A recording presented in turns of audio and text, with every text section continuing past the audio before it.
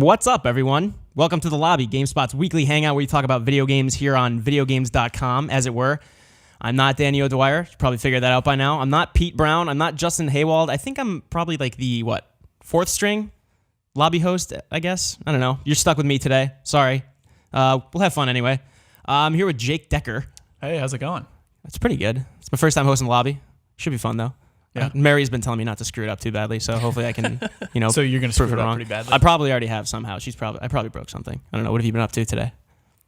News. We're doing news this week in the office, so just shot news. That's about it. We're going to be talking about some news later on with NX rumors and whatnot. Pete Brown is here. Hi. You'll be here the whole show today. I will be, and I messed up my hosting duties on the lobby in the first sentence, so you've already done better than I have. How many sentences have I gotten?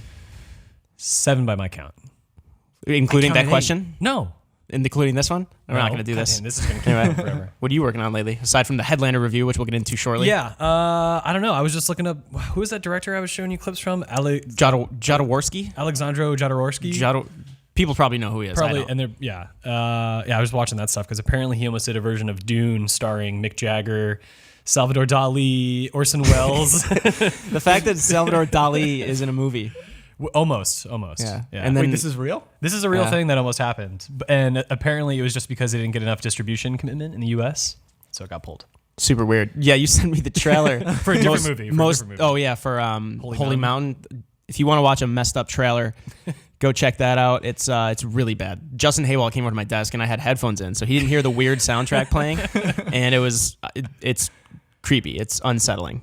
I don't know. There you go. That's what I've been up to. Creepy, Anyway. unsettling things. Yeah. What'd you say? Creepy, unsettling things. Oh, yeah. That's a weird subgenre of horror, just weird Holy Mountain trailers. Yeah. We'll talk about it on Dead Air podcast, which I'm plugging right now. Already plugging it. All right. Anyway, all right. Let's get into it. Headlander. Double Fine's newest entry in their storied roster, I guess. Yes. I don't know. You reviewed it, Pete. Let's I did. jump into it. What'd you think? Okay, well, I really like this game. It is sort of it's like a Metroid game. I'm going to avoid Metroidvania because it borrows a lot more from Metroid than it does Castlevania. And so what that means is you have this big sprawling map with a lot of hidden items you want to find that give you incremental upgrades to your abilities.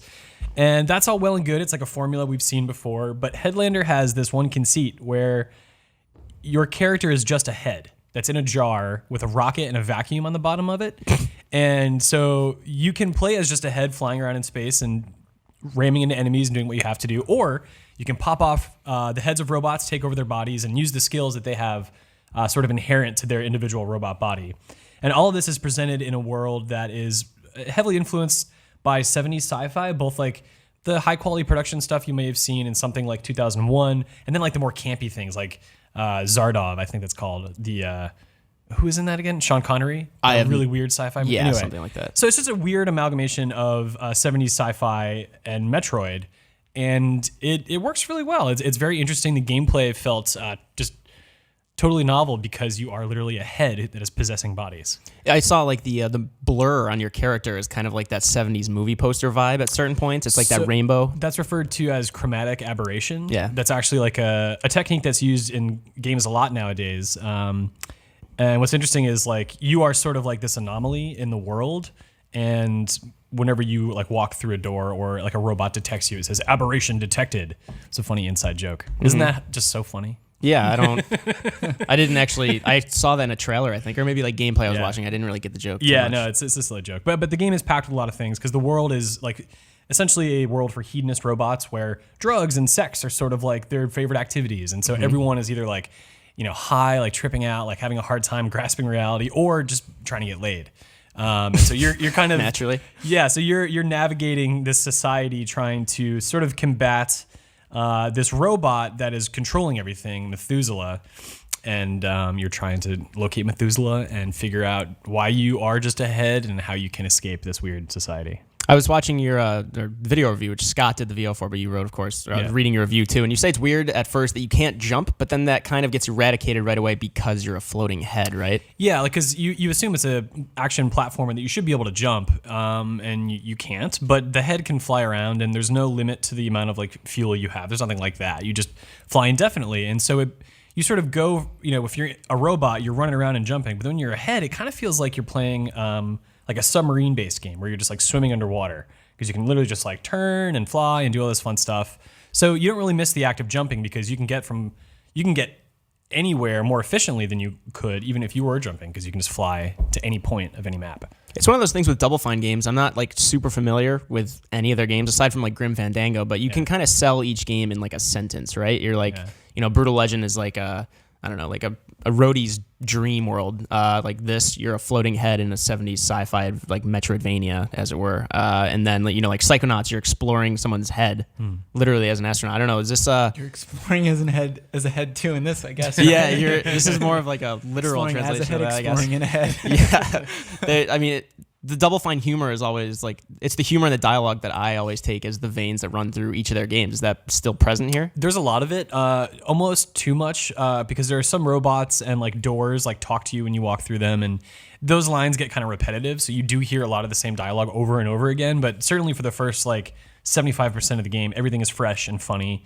Every robot you can talk, every like NPC in the environment that's just hanging out, you can talk to them, and they all have different lines of dialogue. Like maybe 5 or 6 each, which is actually pretty impressive. It's not just like 1 or 2, right? So you can really just sit around and talk to robots forever and hear really odd stuff. You can also possess just normal robots. It doesn't have to be a combat robot or a security robot. Like just any sort of citizen of this world you can take over. And each distinct body has its own dance. So there's a dedicated dance button that is just nothing but for pure entertainment. Some of the footage you gave me was just like a minute of like a horse robot dancing. Yeah. I think I stuck that in the review. I'm like, yeah, this has to go in. Yeah, it's just like, it's so silly that like these things are worth mentioning because they make it a really just light experience and like just fun to play. Yeah. Like overall, so you gave it an 8 out of 10. A great out of 10, yes. Yeah. So you liked it a lot. I liked it a lot. I had some issues with the final boss, in particular because the game is not that punishing. Usually if you die, you respawn in the same room that you died in, like at the door. But the game's 2 boss fights are multi-stage fights. And the first one is like, it's maybe a little bit difficult because you haven't seen a challenge like it, but you can get over it pretty easily once you recognize the challenge. The final boss, same story, but it gives you these things in the battle that make it seem like, okay, I have to use this to beat the boss. Trying to do that, I died repeatedly, like maybe a dozen or so times. So eventually I resorted to simply damaging the enemy, retreating, letting my health replenish, and just doing that back and forth repeatedly until I finally whittled their health away.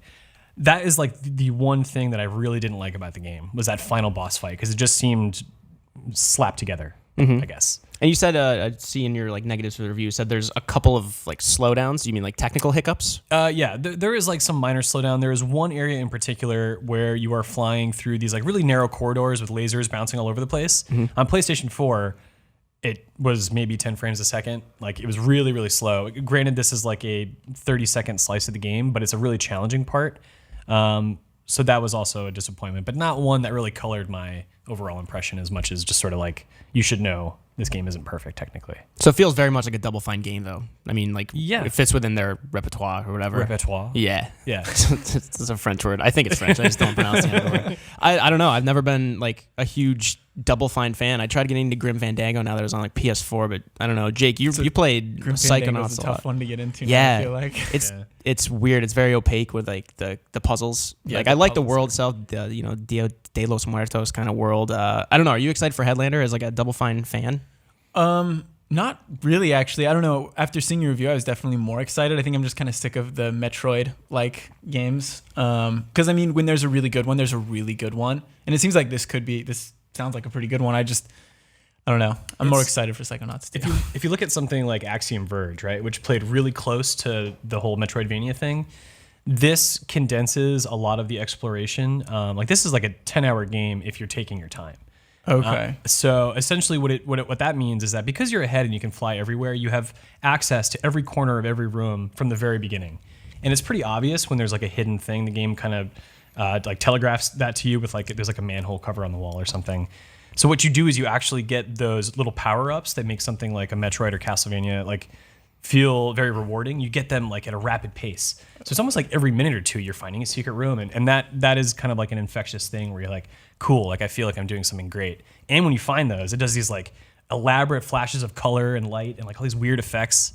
So I can totally sympathize with being over like all these Metroidvanias. This one is an interesting experiment that I think that's at least worth trying because it really condenses everything. It's super potent. What's the thing with Metroidvania games? Were you unsure of whether to say potent or not? No, I think I've said that. I've like started using that word lately for some reason. Just go on streaks with words. I think I've said it. Third time you've said it in this. This is in this segment. No, I think it is. I've been using palpable lately. Palpable. Yeah, Oh, it's the you stuff say you that find in weird. orange juice. Oh wow. No, I'm just kidding. That's culpable. It's when you touch it. Culpable is what you find in your orange juice. Yeah, culp. Yeah, I don't know. So, I mean, sorry, we're going off the rails here. I don't know. Like, that's the thing with Metroidvania games, right? Symphony of the Night is one of my favorite games. I really liked Axiom Verge.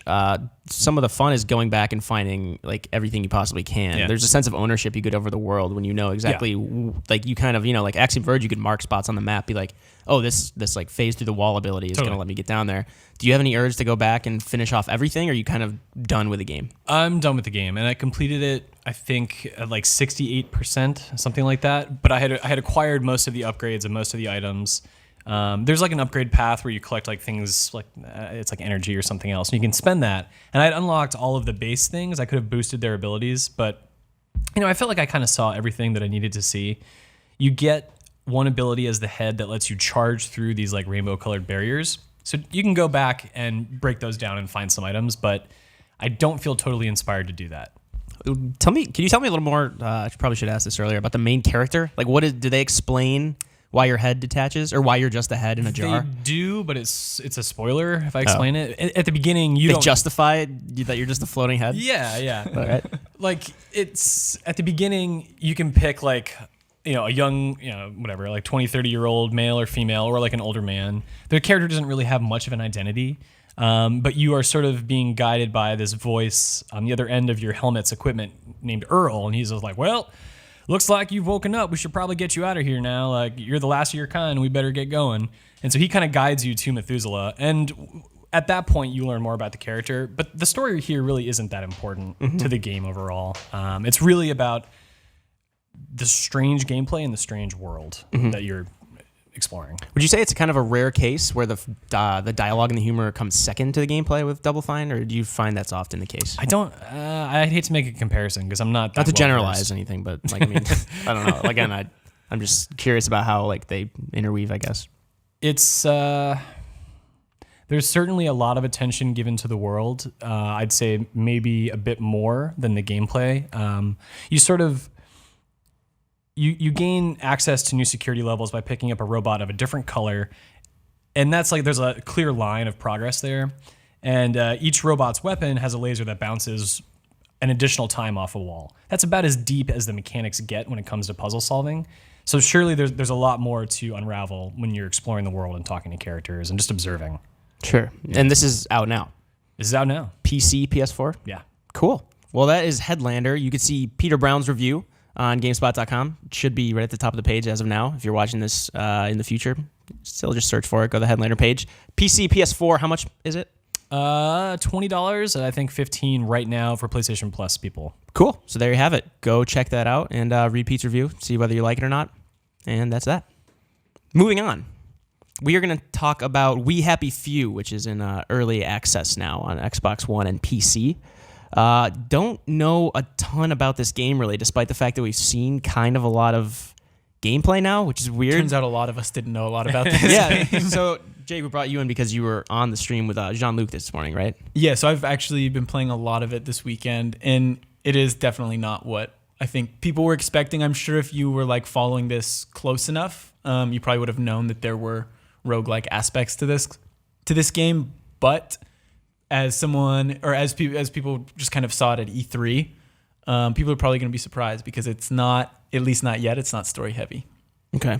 So can you tell me like what the demo encompasses? Doesn't it? It starts with like what we saw at the E3. It starts with that weird like BioShock-esque like Brave New World, I guess, like to be a literary snob. The kind of the Aldous Huxley, like they take the drug called Joy. Here we go again. Or like Equilibrium, which is less, that's like more of like a dude bro action movie with Christian Bale stops taking the drug. He's a Graviton cleric. I know you know. I know Equilibrium. So you know the movie. Yeah, no, it's just the same conceit, right? It's like a dystopia where like emotions are banned. Or no, in this case, it's the same thing as like yeah. So everyone needs to be happy. Yeah. And you have to take a pill. every so often. They didn't go into specifics how often you need to take it, but every time you take it, then things look brighter and happier, and you see rainbows and things like that. But in the intro, which is kind of interesting, you can decide to take the pill or not to take the pill. If you take the pill, the game ends. If you don't take the pill, then it goes through that intro that they showed at E3, which is really cool. It really sets the mood for the game.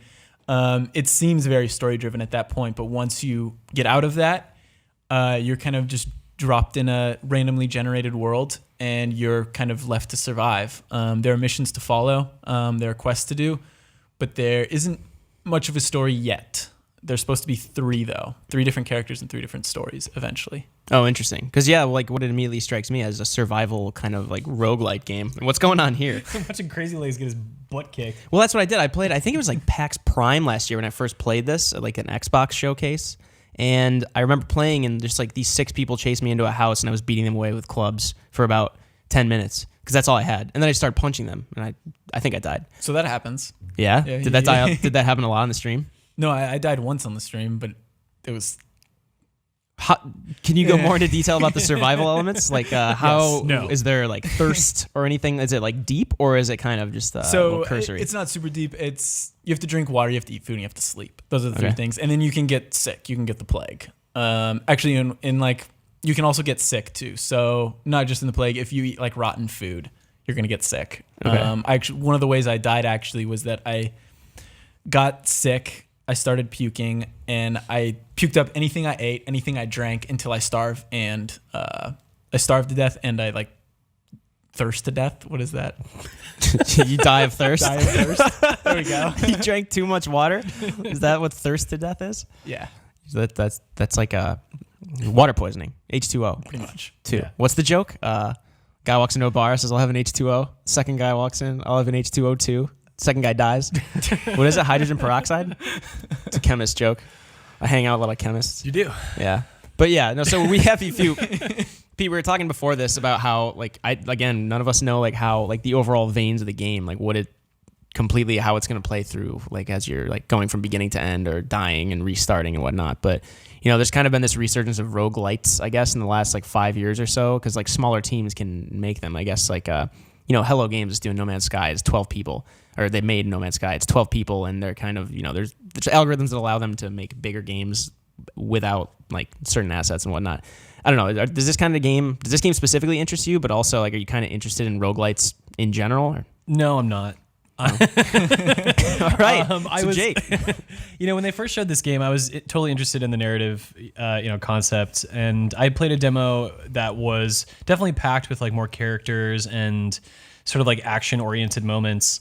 But then watching your stream and watching this gameplay right now, I'm it doesn't seem to communicate a very strong identity of like what the world is, just in the wandering and gathering and fist fighting Crazy Legs. Like I don't really get a lot out of that, so I'm not seeing a game that really interests me at the moment. Okay. Are you not into survival games either? Not those typically. Aspects? I don't gravitate towards them. I mean, if you want to consider Fallout a survival game, like sure, I like Fallout, but I don't play like what was that one? Don't Starve. Don't Starve. Yeah, I didn't play. It's a stressful game. I don't play stuff like that, I guess. So it is considerably less stressful than Don't Starve. Okay. Like you, I'm actually not that interested in these kind of games either. But I did kind of stick with it. It took a while. But it's actually like, I think it does have an identity. I think they're still kind of trying to figure some of the details out, maybe. Yeah. But I think a lot of people like will enjoy this, even if you don't like roguelikes, because you're not going to be dying constantly. It's not like trying to be challenging. And in a sense, it's more about that exploration. And like your goal is to escape, basically. Yeah. At least from this. So like each area you get to, there's new things that kind of help you put you towards that goal to get to Joytown, I think is what it's called, Wellington. Anyway, but it's where everyone's really happy. And if you don't look happy, the cops will beat the crap out of you. It's not so much that I don't like the inherent stress of survival. It's how you can attach yourself to that world and whether it's fun to play or not. So I'm looking at this and I'm not seeing something that looks particularly fun. If survival is the only thing, I don't know. It just doesn't do it for me. Yeah. I hope that eventually maybe they'll add something where you can kind of turn those things off and just have a more story-focused game, especially when they add that story mode or main quest. Yeah, if there's a story mode, I'm in. Like, I'll do that. I guess. Yeah, I mean, just because like it's fun, but it gets annoying after a while, and like there are water fountains like so often. It's like, why is this even a problem? Like if I just step outside, drink water, and then I'm fine. Like Right. it almost seems like Just horrid food. yeah. Well, the food's a little tougher to come by, but There are still, humans like, walking everywhere. It's true. You can. Human. How fast do you think you'd resort to cannibalism if something like this went down? Immediately. Yeah. I've been waiting. Do you want to eat me right now? Yeah. It's like The Road, that creepy scene where they go into the basement and Viggo Morgenstein finds all the people in the basement. They have to sprint out. You know, he was in that movie I was talking about earlier, The Witness, Really? the Amish people. Moving on.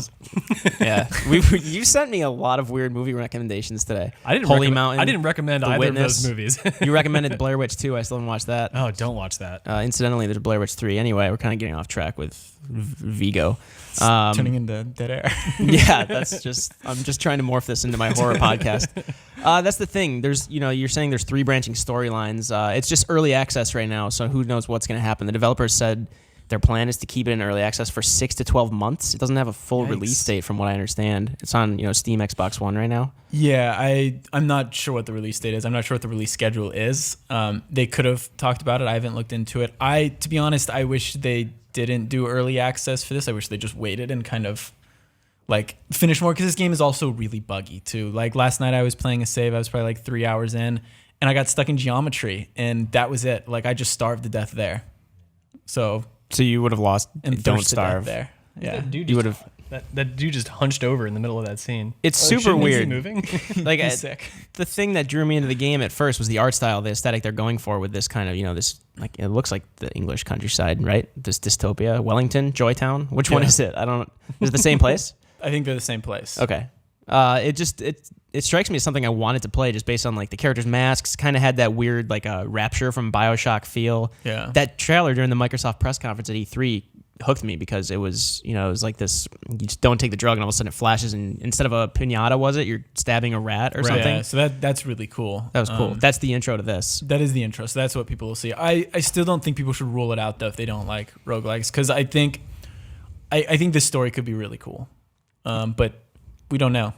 Yeah, it remains to be seen whether it's in early access. I doubt they would just throw all the narrative stuff at you for the next 6 to 12 months or whatever they plan to be on early access with. But I don't know. It seems like maybe they haven't shown how they're going to marry the narrative experience with the actual like overarching survival roguelite elements. Yeah, and I think that's what's going to put a lot of people off. And I think that's why I kind of wish this wasn't early access, because a lot of people were expecting like a more narrative game, and I think now people look at it like, oh, this isn't narrative. I don't know if I'm interested in this anymore. Do you don't plan on playing it much more in early access? I'll play it again, I think, when there's more story to it. Because what I have played, I've enjoyed. I like most of my problems with it. Like once I get used to that world, they're just like little things. Like like glitches, like getting stuck in geometry. That sucks. But then like the map, you have to pull up your map like every couple seconds, and they have a compass. You can probably see it in. No. Yeah, how's this inventory? How's like the user interface? Because a lot of times with survival games, that's kind of a tough thing to The navigate. inventory kind of sucks. Yeah, it's not streamlined.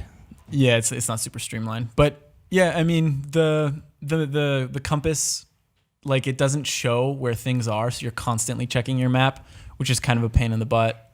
But I don't know. I recommend people giving it a try. I heard somewhere too that if you get it on Xbox One, you can try the first hour free.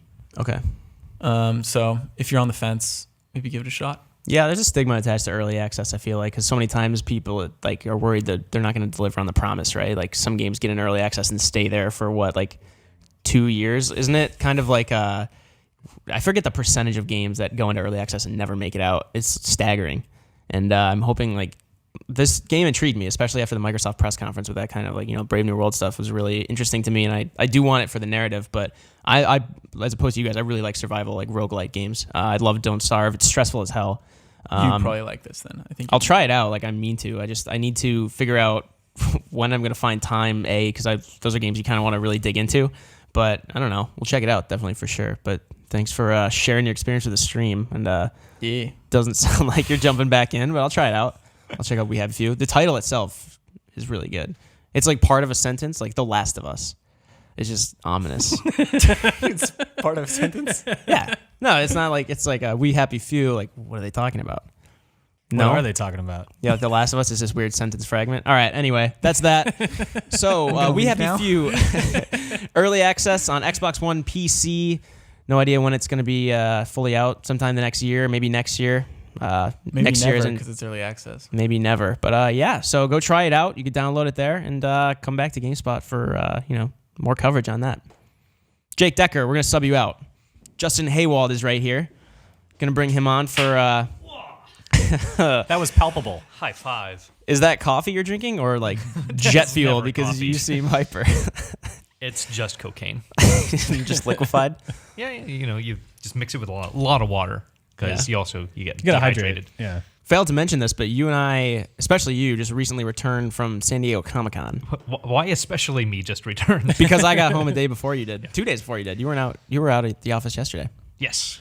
Comic-Con, how was it? Comic-Con was a lot of fun. That was, it's a show it's so weird for us. There's not a lot of video game stuff, but there's just so much weirdness around. It's so square. Like we get to see a lot of these outdoor activations, and like for me, those are a lot of fun. Even though the heat in San Diego is just like so sweltering. But the things that you get to do outside, like the South Park event, normally Ubisoft takes over this huge area where you can jump, you do parkour and you jump off of a like 30 foot. I was going to say 30 story. Yeah, dude. I think it would actually kill you. You jump off a 30-foot thing into like a big balloon. And this year it was just cutouts of South Park. And Mike and I did a video where we, had fun with those cutouts. I don't want to know what that means. Yeah, no. So it was the anal probe. So it's 20 moments from the last Okay, 20 that's years about what I of thought. Yeah. South Park, and the first one was the anal probe. So like I got down where Cartman was to pretend the satellite was coming out of me. But Justin, of course, there was a cow with the udders, and Justin, you can probably imagine. No, please. You want me to detail it? No, there's a few other ones. There was like a PC principal. The video is on our site and on YouTube, but yeah, you can see like we did the photo shoot for everything, and it was fun. We did the tea party, did the like Jennifer Lopez, pretty much the most offensive scenes ever. There's not a lot of new video game stuff there, but it is fun to see. Like we love all of these shows and movies and things that are going on around that as well. Like another really cool one for me was the Rick and Morty VR experience. Of course, there's a game related to that. They didn't let us record direct feed for it, but just like being around the whole Rick and Morty props and sets, and then getting to play this game where you get to be a part of the Rick and Morty show, basically, and you're interacting with the characters. Like I'm really excited for that to come out a little bit wider, and it's apparently going to be a full game. Here's the video right now. This is what we did. Yeah, Justin's licking his tears. Yay. There we go. Of course, Yay. Justin being himself. Who's this guy with pan off him? This was one of those activities. There's PC principal. All right. A lot like you. Wait. Okay. Yeah. Try not to watch this video at work if you can help it. Oh, there's the Go God Go episode, which I don't even think I've ever seen. Rob was describing to me they like otters had taken over the world when Cartman woke up or something because he froze.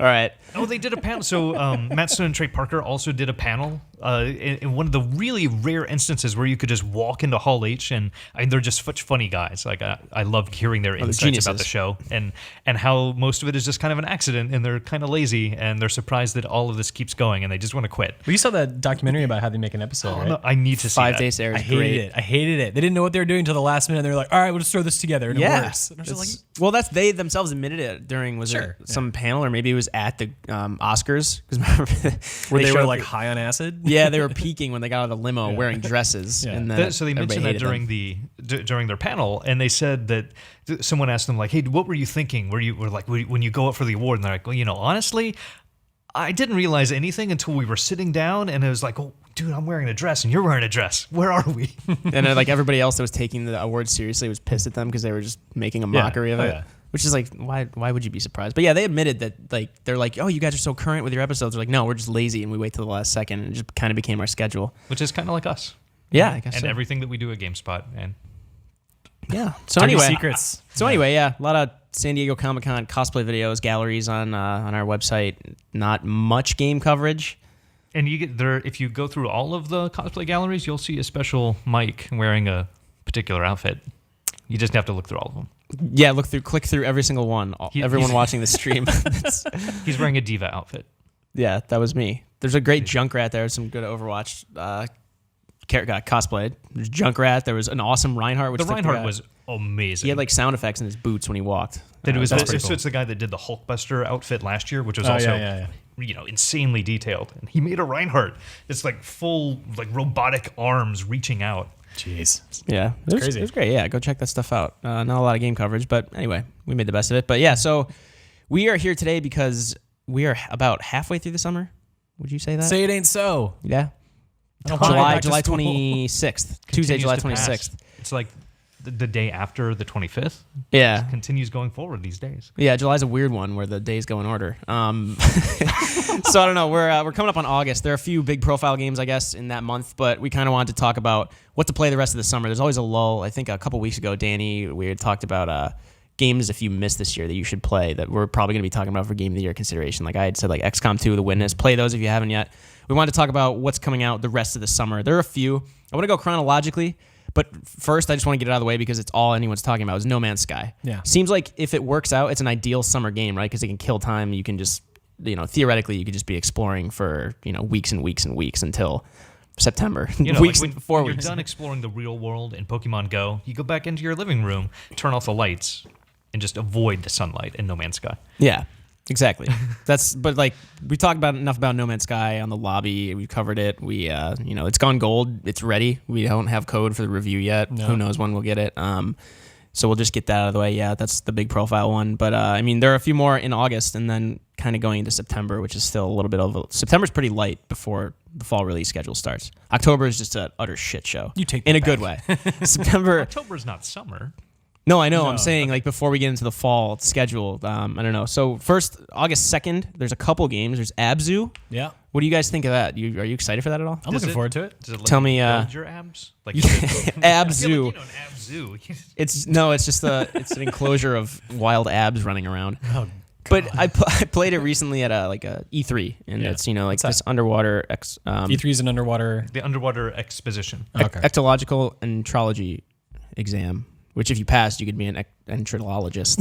No, I played it. It's like it's very much like not a narrative, maybe, but it's this very surrealistic kind of underwater, just exploring for the sake of exploring. Sounds like Journey, Mike. Mm-hmm. I think that's the vein they're going for. Flower. I think the lead designer or lead artist or something. Yeah. There's a bunch of ex-Journey people on It's that kind of watercolor scheme, I guess, almost. The scheme, they're trying to scheme you into it. No, but the last time I played it, they kind of revealed this like supernatural stuff. You go into this lake within a lake, or lake within the ocean underneath it, and you go into this weird alternate dimension. I don't know. It controls pretty well. Like swimming is, historically pretty bad in video games. I think they finally figured it out like 5 years ago, but up until 2011, man, swimming was the worst. Up until Rayman Origins, swimming was awful. Rayman Origins just nailed it. You just tap a button. Remember another game that did that? Mario. I was gonna say. Yeah, nothing new. They figured it out like day one, and then just continue to screw it up with like Majora's Mask, which is one of my favorite games, but swimming is bad in that. Oh yeah, that's the water temple. Ugh. Yeah. Anyway, August 2nd,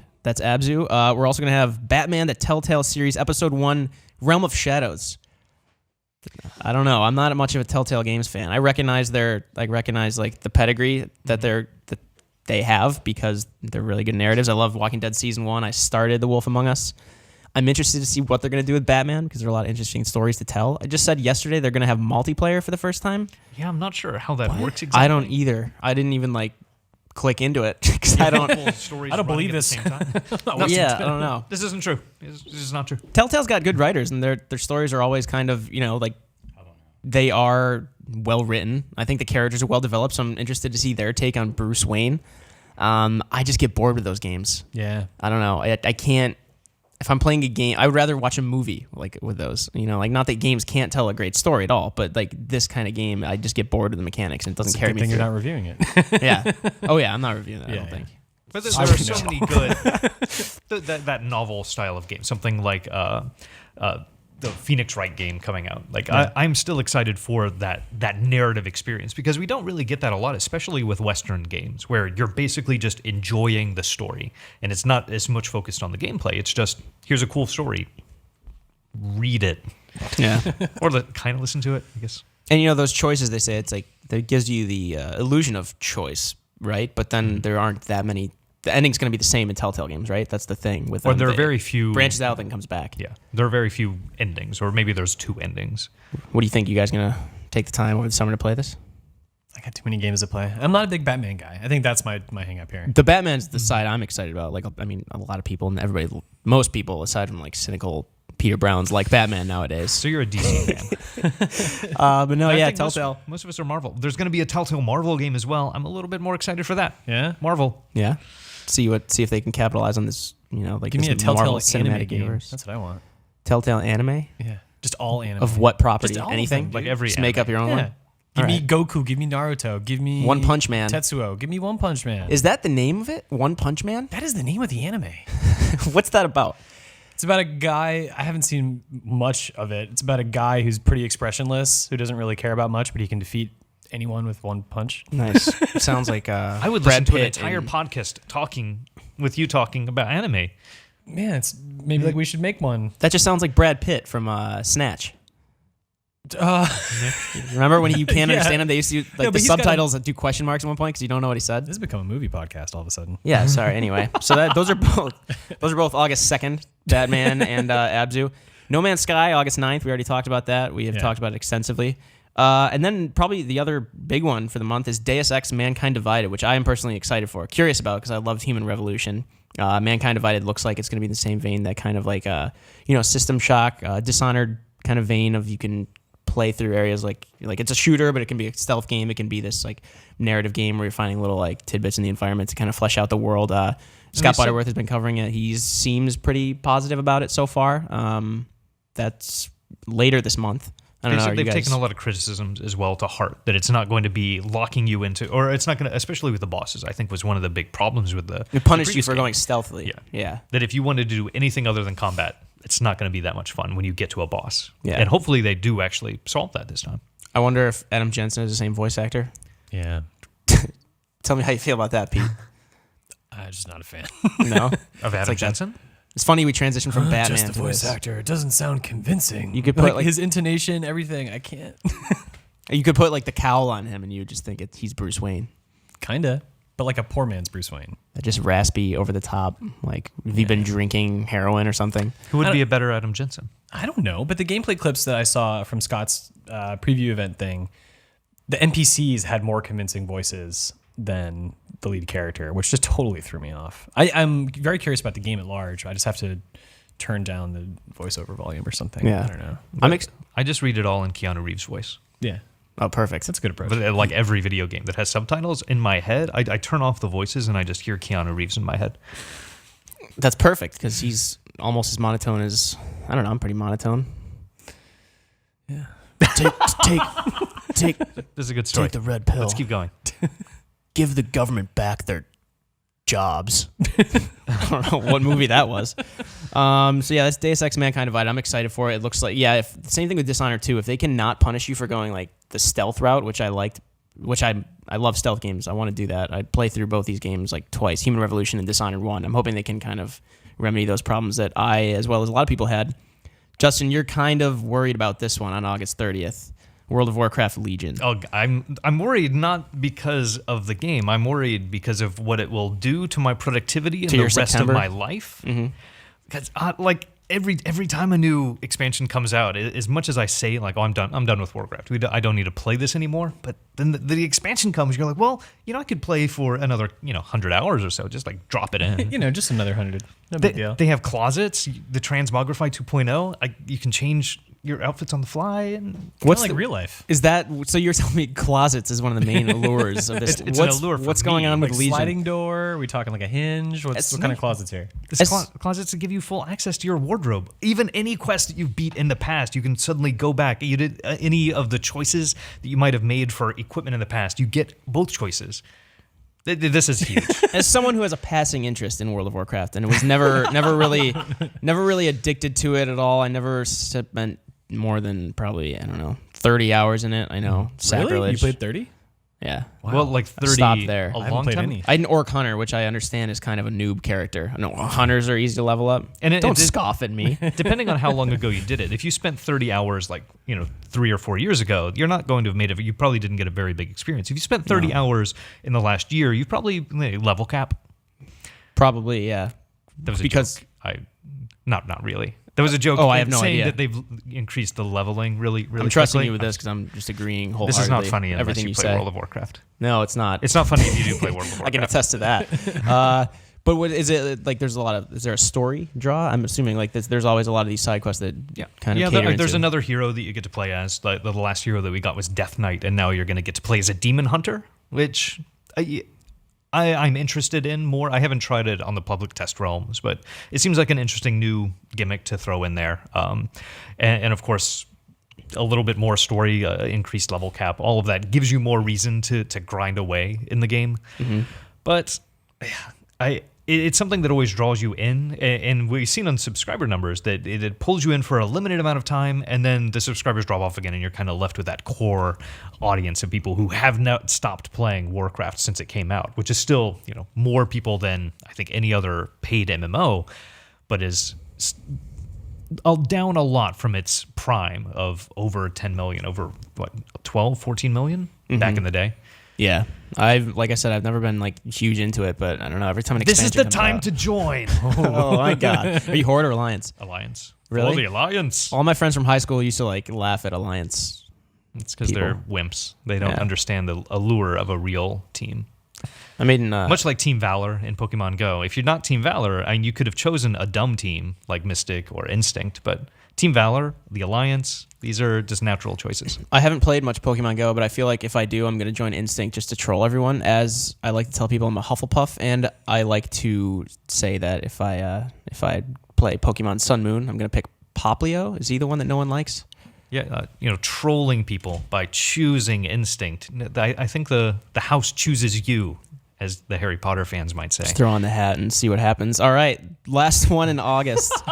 Same day as Legion, August 30th. This is a game I'm assuming all three of us played, and many other people. It's a pretty seminal game in the third-person action shooter survival horror scene. Resident Evil 4 is coming to PS4 and Xbox One. They all coming to Xbox One, PS4, PC. Mm-hmm. Yeah, remastered. What do you guys? Do you want to jump back into this game? I don't have time. What do you want do to? with your time, Peter? Do you want to? I have to play new games, not remasters. This is a new- It's it's- not even a remaster. It's not a port. It's just a port. This Yeah, game has been. I out- misspoke with the there are remaster. like This is not going to look any better. There are like 12 versions of this game, which I like this game a lot, but I'm cool.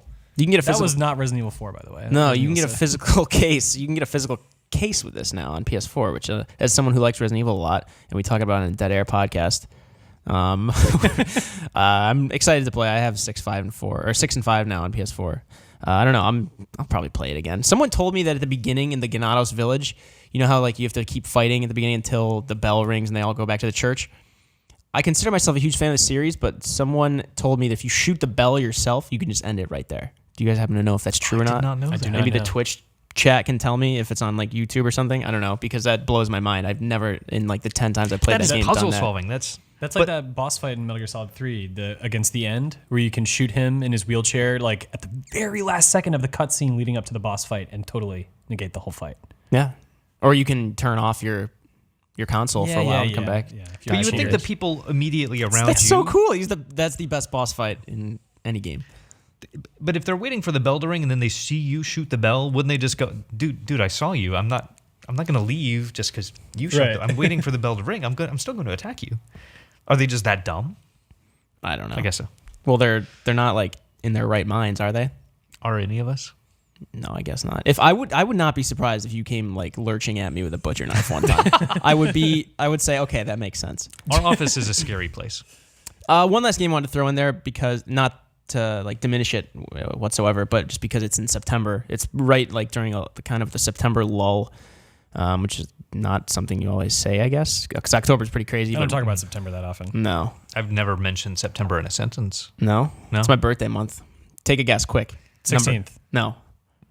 First day of fall, 22nd. Too slow. Recore is coming out September 15th, I believe. Yeah. Inafune is attached to it. Timur Hussein wrote a good story about it, saying this might be like the real Mega Man successor you're looking for after a game that didn't do so well lately that Pete reviewed. Mighty number 9. Not a lot of people liked it. So Recore, like a 3D Including you. Metroid Prime Mega Man. Is that accurate to say? No. No. Metroid Prime is a first-person game.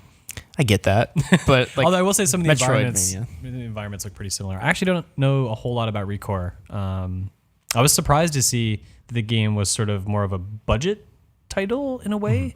Like it's selling for $40 and it seems to have an aesthetic that is maybe befitting last gen rather than this gen. But in some ways that makes me wonder if they're able to put more time into like weird mechanics and weird encounters if they're not wasting a lot of budget on visuals per se. So Okay. I'm curious about it. Same here. We'll see how that goes. That'll be September before October hits, as the year works. September usually happens. September precedes October, comes after August. What's the poem? I don't know. I got halfway through 30 it. days hath October, but September is sometimes before October if you're counting a leap year.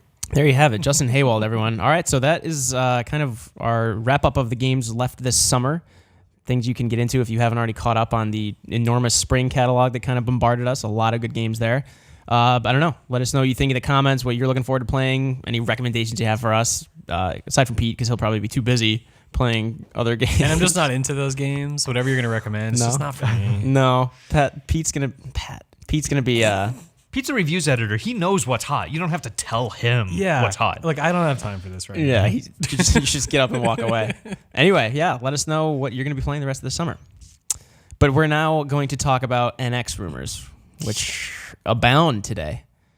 And I brought, Pete, you're pretty well versed in the tech scene, as you're, Tapped into it. Yeah, you're tapping into it, Justin. You're I on have the a Nintendo 3DS. side of things. Yeah. You have a 3DS, so you know exactly what we're talking about. I know Nintendo.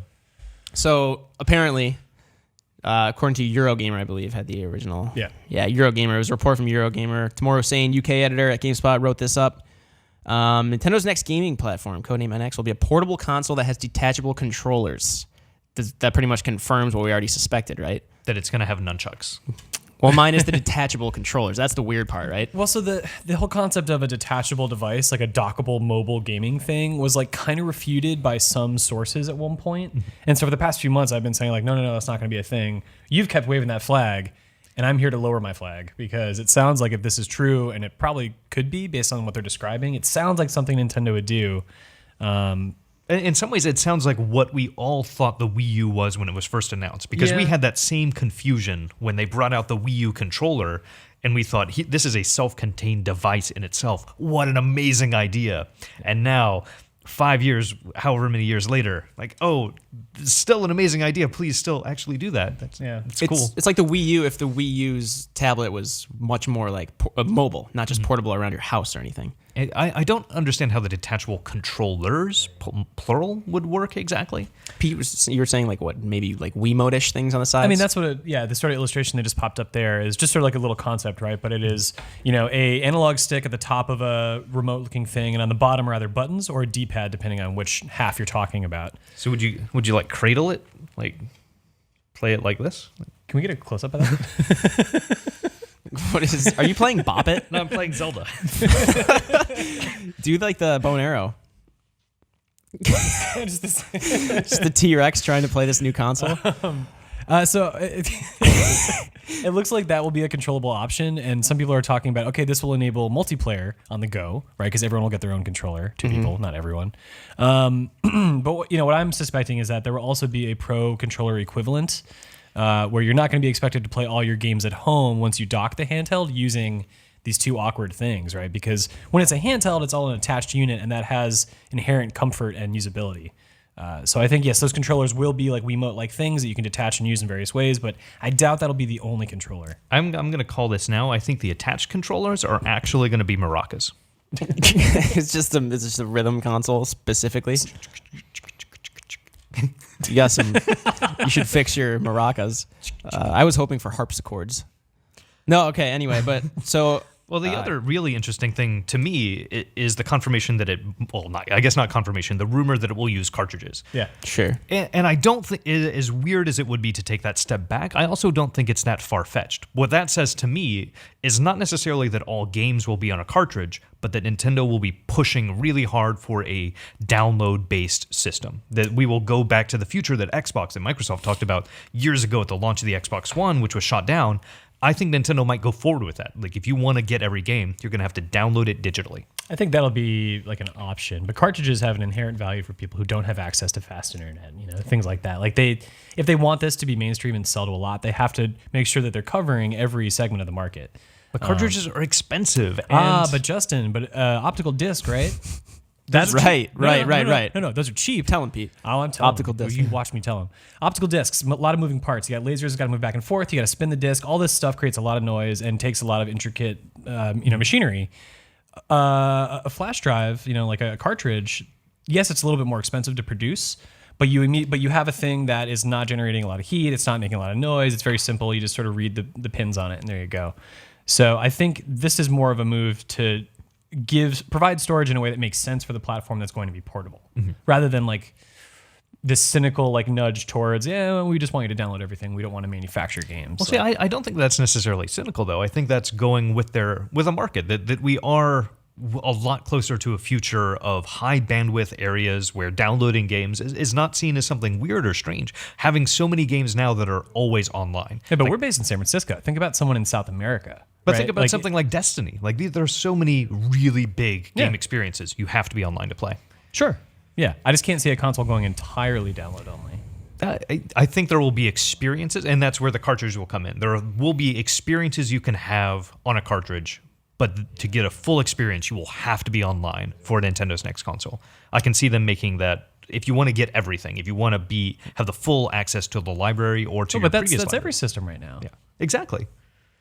NX is gonna. I'm just saying. I think it'll be a lot more limited in terms of what you can get on a cartridge, on what you can get on a physical form. Yeah, well, that's already the story with Wii U. Mm-hmm. I'm just countering the idea that Nintendo is trying to change their direction because there are no games on Wii U. No. Well, the NX, the report also says it will reportedly run on a proprietary operating system designed by Nintendo and not Android, as previous reports suggest. I don't really know what. Proprietary. I don't remember those words. Yeah, I don't remember. I don't know what reportedly means. What were the? When did these reports come out that it was going to be Android? Was that a? It's just all these rumors flying around that have been. There's a couple sources on. We're perpetuating the talk of rumors right now. Yes, we are. Yeah. Yeah, people have a lot of different ideas, and sometimes they confirm them with sources that are reputable or not. Well, it was weird because some of the most concrete evidence of what the NX might be was Breath of the Wild at E3, because it kind of hinted at the fact that the NX isn't going to be this complete departure from a more traditional console experience, because it has we were playing on the Wii U. It has to work for the Wii U. It has to work for the NX, and it kind of told you a lot about the control scheme. It's not going to be something you play on your phone. Obviously, this game is not that was ever the main concern, but I don't know. Did these new rumors kind of confirm what we gathered from Breath of the Wild, the sparse info that we could kind of garner? I think it plays into it well, that it doesn't defy what you might expect for a console that will be able to play Breath of the Wild, because we know Breath of the Wild will be a playable game on this system. But it also makes it really interesting in how that's going to work and what kind of experience that's going to be. I don't know. What do you think, Peter? I don't think it's going to be very different from the Wii U version at all. Mm. Well, no, it'll be the same game. Yeah, that's what I'm saying. If not better. Yeah. So what's the question? I'm confused. Bob Jones 1980 in the chat was saying any rumors NX will require a cellular provider. It doesn't sound like it, right? No, I think it's not like that kind of mobile game. I think that would. I mean, Sony tried that with the Vita, and the Vita has its own problems, but that whole initiative just proved that that's not something people want. People don't want that. Yeah, sure. So I've heard from multiple confirmed sources, definitely that in addition to NX, and in addition to Zelda being on NX, there's going to be a Mario game. So you can attribute that to me. Justin with the scoop. Super Mario Universe 2017. I'm getting another report that there will almost really likely be a Fire Emblem game and an Animal Crossing game for NX at some point in the console's life cycle. Confirmed. 2016. I think he's here in 2016. No, I'm confirming it now in 2016. It'll be out in sometime the next 10 years. Okay, perfect. So we don't have to wait long. Maybe we do, maybe we don't. Maybe. So obviously, Nintendo did confirm the global release date is March next year. Yeah, that was a couple months ago. They confirmed that. Yeah. Okay, so I guess we're inching closer to finding out more about that. That'll be on your birthday. It might be. How do you remember my birthday month? Because I love you. Everyone's born in March. My entire family's born in March. Gross. Everyone. Disgusting. Anyway, so that is the... Hold on. There's more to say. You really? didn't talk about the thing powering this thing. Oh yeah, Pete, hit us with that kind of hamsters. Knowledge. Oh, I was hoping you could do it. we could do it. I was hoping you could explain it about the NX. Yeah. I would. Oh, never mind. Do you know how electricity works? So when a proton and a neutrino. Okay, long story short, this is, as Jimmy Tang mentioned on the lobby a couple weeks ago, this might be running NVIDIA's Tegra processor, which is a mobile chip that is used in some phones and tablets. But That's what I was going to say. Yes, I knew that. And it's also their Android Shield chip. And that can actually run games better than an Xbox 360 and PS3 in some instances, like 1080p 60 for some games that ran 720p 30. But not all games. Like something like Metal Gear Rising Revengeance ran slower on that. There's a version out right now called the X1. It's pretty good. That was the one I was just describing. We kind of know that the X2 is coming. It's going to have a smaller manufacturing process, obviously be more powerful, but we know next to nothing else about it. When it's coming out, if it'll be in this, right now it's targeted mostly to cars. If it sticks with the X1 and the rumors that we're hearing today are true, dev kits have a fan built in to the thing to cool the chip, which means you might be playing a handheld with a fan on it. In your car. Unless they go to this new one where it can dissipate heat at a much more efficient rate, and we don't need that fan. So that's where those rumors are coming from. Here's hoping that we don't need a fan, because that would be kind of annoying. Yeah. Be like the loud Xbox One. That's not like a thing. That's my roommate Jake Decker. He has the loudest Xbox One ever, and every time he's playing it, I can hear it like from my room beneath his. So if he has another piece of hardware that's making more noise and driving me insane, There are lots of pieces of hardware that make noise in Jake Decker's room. Yeah, like I don't know. We talked about this on the lobby before. I get annoyed by small noises, misophonia. We don't need to get into it. Pete knows. Justin knows. He makes a lot of the noises that annoy me. Anyway, so that is the latest bevy of rumors about Nintendo's NX, which they have confirmed will release in March 2017. We kind of learned if this report is accurate. It's not confirmed yet. A little more about it. Only Mario. Detachable controllers. So yeah, let us know what you think. Are you excited for the NX? Do you believe these rumors are true? I don't know. Tell us in the comments below.